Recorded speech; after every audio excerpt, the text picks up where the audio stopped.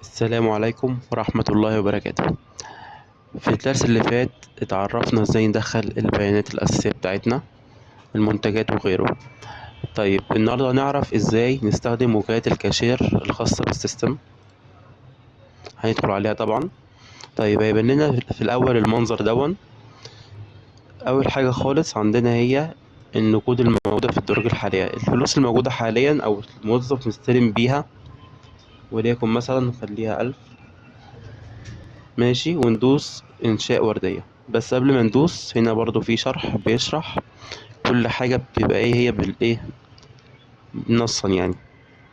طيب هندوس هنا إنشاء وردية جديدة. لما هندوس، لو فاكرين احنا كنا كاتبين المنتج يعني المرة اللي فاتت منتج جديد واحد كان سعره 100 وكان فيه منه 10 أصناف أو 10 في المخزون.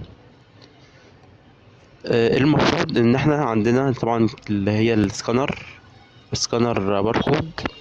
بنقف بس هنا وبنستخدمها، ولو يعني المنتج صح بيقوم طالب المنتج، بيطلع لنا الوجهة البسيطة دي، بندخل فيها الكمية الخاصة اللي احنا عايزين نطلعها.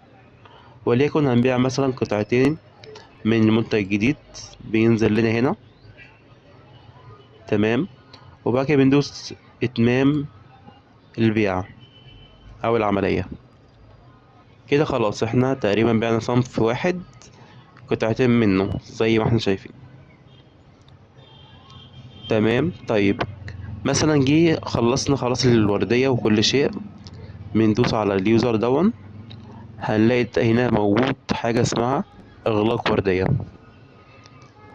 قبل إغلاق الوردية في طبعا سجلات وفي حاجات تانية ممكن تشوفوها عادي. كل حاجة هي واضحة بالظبط، هي ايه اللي فيها وايه اللي مطلوب فيها يعني.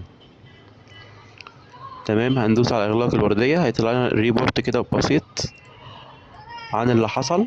احنا بعنا إجمالي المبيعات بتاعتنا اللي هو 200 قطعتين من المنتج أبو 100. تمام. طبعا احنا فاتحين الكاشير أو الترج على 1000. ممكن ندخل الفلوس بقى الحالية معانا بعد الجرد. تمام.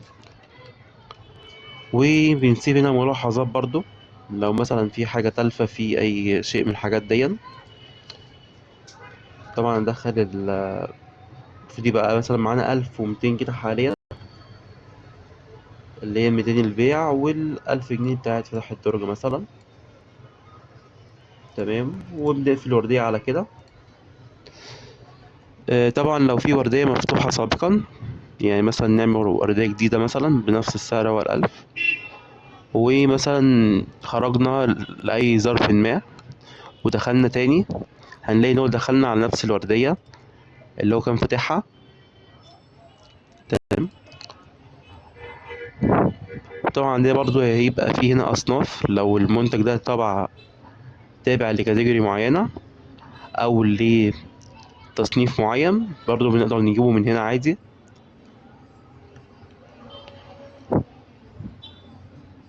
وبكده يبقى شرحنا وجهات الكاشير. هي حاجة بسيطة جدا، ما فيهاش تعقيد كبير زي معظم الابليكيشن الموجودة.